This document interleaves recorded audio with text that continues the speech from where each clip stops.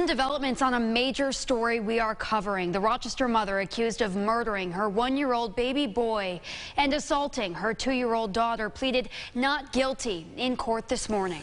Erica Cost is following the story today and joins us in the studio with the details. Erica, you witnessed a lot of emotions in that courtroom today, correct?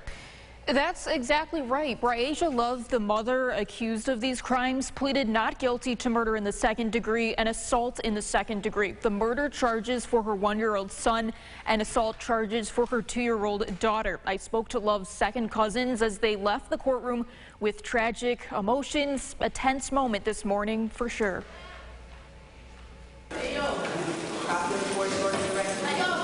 This was the scene as officers guided 26-year-old Love out of the courtroom.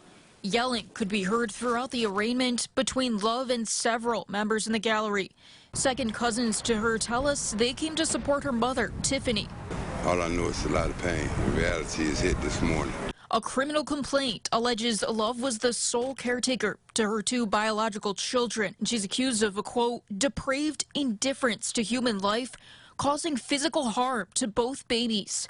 The 1-year-old Amias suffering alleged blunt force trauma resulting in bruises, skeletal fractures, damage to eyes, lung, head, and even liver. The 2-year-old also suffering alleged physical abuse and is recovering after treatment in the hospital. Assistant District Attorney Sarah Van Strydonk says these charges mean intention to cause harm or death. This is a different mentality, and it's specifically meant for homicides of young children. She says there's reason to believe Love was alone when she committed the crimes and is accused of delaying medical treatment for Amias for up to 4 hours. You're seeing raw emotions playing out in court. This is real life. It's not just, what you see on TV. I don't think she's a baby killer. I think she just wasn't in her right mind.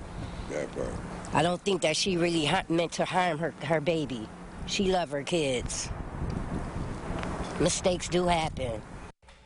Van Strydonk says Child Protective Services were not involved before the incident allegedly occurring on January 19th. There were no reports or cases open for this household preceding it, and investigators continue to gather information. They ask the public as well if they have any information to please come forward. In the studio, Erica Cost, News 8.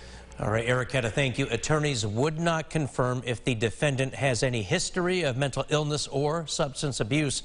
No other arrests have been made.